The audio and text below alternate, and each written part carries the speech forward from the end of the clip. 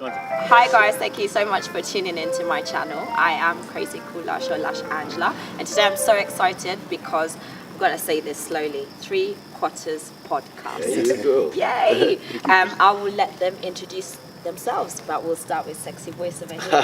Wait. Anyway, official name, Kamuya Ngarwa. But on the 3 Quarters podcast, I'm known as Ngash, the official noisemaker. I'm Damima Duffield, and we'll jump very quickly to Damish! That's who you are. Ngusale Brian, known as Jeringus Kenyana, on screen. The Wanjohi Gitia, and producer of the podcast. My official name is Bryan Thomas Koome, photographer. For easy purposes, I'm just gonna say 3QP. Yep. So why did, or rather, how did 3QP come about, and what's the show about? Tell guys about your channel. Wow. So 3QP was like a merger of meeting of the minds of ideas. I had always wanted to tell the story about promoting local sports in Kenya, especially rugby 15s, and just sensitizing the public about rugby 15s in Kenya. But I was old school because we weren't exposed really to what the digital platform has to offer. So Wanjohi moved back from the States last year, and of course this digital platform is big time. And we had a stint at a local radio station, but our vision was not really in line with the stations. So Wanjohi was like, "Hey, let's start a podcast." It's like, and I'm like, "God, no, we'll be able to get to the other guys." No, so he worked on me quite good. I think we're watching Safari 7. Yeah, right? Safari 7. Seven. Yeah, it's Safari 7 Yeah. last year, and we're like, "Okay, fine, let's go ahead and start a 3 Quarters podcast." Okay. So we had a different team initially, and we sat down. We started the 3 Quarters podcast. Koome, we knew him from taking photographs. I think it was quiz night in the works. So He's also a model. We can't live that out. Slicky. Yeah, so Koome, I think it was floodlights actually for last year. It was floodlights last year, and you're like, "Hey, come on board, we're starting this thing, maybe you can join us." And I was like, "Yeah, it's a passion project, no money just now." Then at some point, of course, the team changed.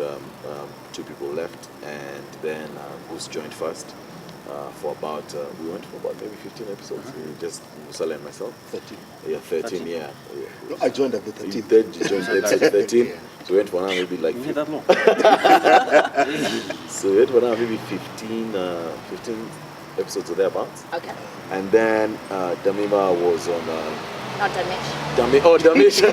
No, I wasn't Damish in the beginning. That is why I'm still Damima. No. She's still Damima. Damish was used to have a show on Zuku called Inside 22, which was a rugby show. Okay. So we sat down and we told her this is where us guys want to go, and she bought into the idea and she joined us from episode 33. Right? Yeah. So we are currently at 46, episode 46. Okay. Yeah. So what days? So that people tune in to your channel.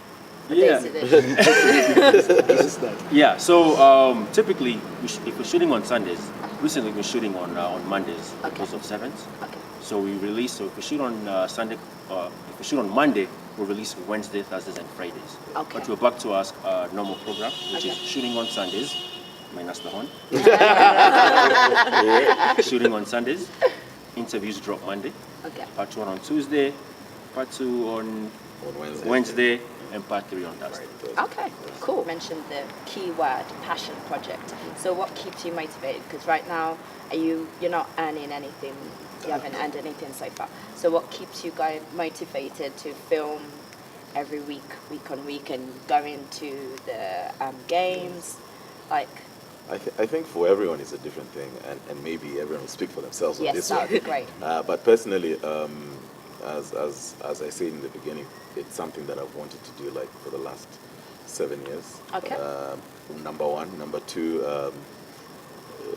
especially from Gus and I, like this was our life. Like every weekend was going to watch a rugby game. Okay. So that doesn't change. I don't feel like it's work. Okay. And then just most importantly for me, I think it's the fact that even when I'm in the bar wherever I am, I'm going to be talking about sports. So I just feel personally, I just like doing this. So Okay. even a year later, we've not made any money, but it's seeing it's the end game. For me, it's an end game, and that's what keeps me motivated. Well, I think for me it's more, I've always been passionate about sports. And I've played a lot of sports in prep school and secondary school. Prep is And- primary. Where are these? So, I know, I was like, that's prep school. Like, really? You're American. no, but prep is preparatory, that's British. Okay. Hey, Jesus All right. Christ. Well, mine was just primary. 8 for 4. So, basically, yeah, I've always been passionate about sports, and then, kind of stumbled into media. And then, I mean, with this, like you said, it doesn't really feel like work in the sense that you enjoy what you're doing. I would have been at games, watching games anyway. So, I mean, I might as well be doing something with that and with the knowledge. And I mean, I learn a lot from these two and, everyone else, but a lot from these two in the sense that, like in terms of analysis, I might see something, but I don't know whether I'm right per se. Yes, And and you it's- would be it's able to good to- articulate it the same yeah. way they do. So it's good to sort of hear their views on what's happening, and then it kind of shows you that you're on the right track. Okay. And then in terms of other sports, I mean, it's not that I haven't played other sports, but I don't watch other sports as much as I watch rugby. And it's good just getting this from these guys and sort of just getting into other sports and watching more sports and stuff like that. So yeah. Yeah. Well, I'd say it's for the love of the game. Yeah, I love rugby so much. And prior to joining the podcast officially, I was always there behind the scenes with this guy. Yeah, this guy used to watch You it. made it, Mom. Mama made it.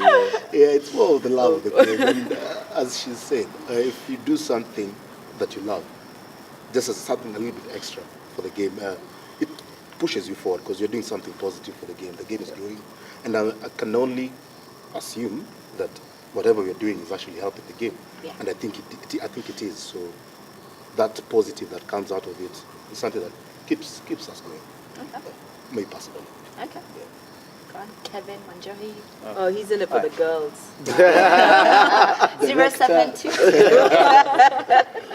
Okay, for me, it happened to be that I joined two of my favorite things, which is photography and sports. Okay. For those guys who know me, I play soccer every day.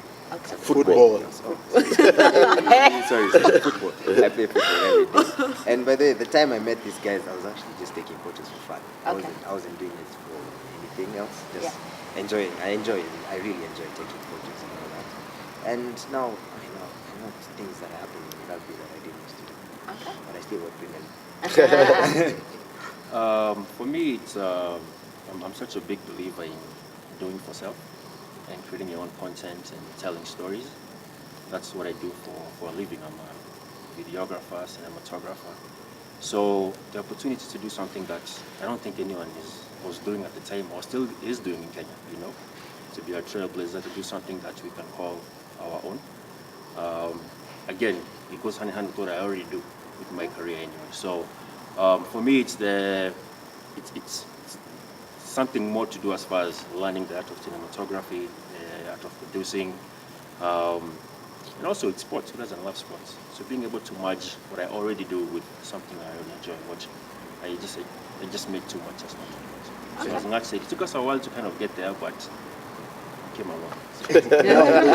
Okay, to wrap up the motivation part, if you could meet up with your 20-year-old self, what would you tell your 20-year-old self? About all the things that you've learned currently, does that make sense? Yeah, it makes Yeah, sense. what would you tell? Do you understand? Yeah. Probably, honestly, never work a corporate job. Honestly. Okay. Honestly. Being able to do this, honestly, has taught me a lot about working with others, especially working with others from, I don't want to say a leadership perspective, because we're all leaders in our own respective way.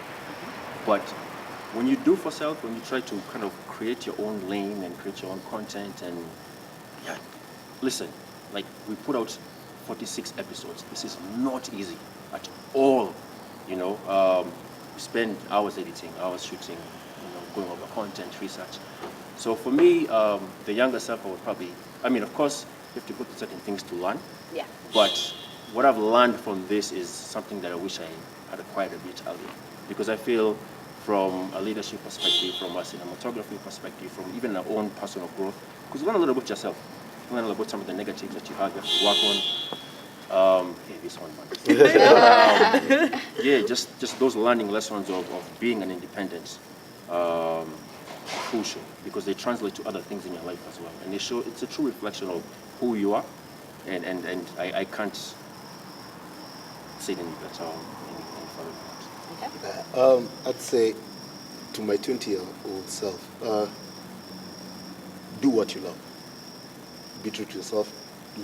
Don't do something to please other people, and understand that it will not be easy. There'll be a lot of hurdles you try and go over a lot of hurdles. Just know that is just meant to build your character, and you learn from them. You'll make mistakes, a lot of mistakes. Just learn from them and always push forward. Never ever give up. I think for me it would be more, I've always struggled with self-confidence. Okay. And I think that's something I've learned sort of along the way, that if you don't believe in yourself, then it makes things, like doing things that much harder. And if I was maybe a little more confident when I was younger, I'd be a lot further along now. There are things maybe I've not even bothered trying because I didn't think I could. And then looking back, I'm like, hang on, maybe, you know. And I think just one other thing is, I think people sort of sometimes don't know the importance of a mentor. I have a lot more now than I did when I was young. I probably needed them more then. But yes, it's you know, don't tell yourself I'll do it on my own. There are, you know, there is like the one or two people who are not you know, who are lucky and they get to do it by themselves and they get to where they want to get. But for, you know, the rest of us and the rest of the world, it's always a plus having someone who's maybe been there or who's been through a little more, just to help guide you on, you know, certain decisions. But yeah. But like I said, if you don't believe in yourself, it's very hard for someone else to tell you you can do it if you don't think you can. I like that. First, I'd tell my 20-year-old self to drink a hell lot of booze. Wow. I love segues. more than he did. But the most important lesson that I would tell him is that patience is very key. Patience, to me, is the greatest virtue in everything that you do.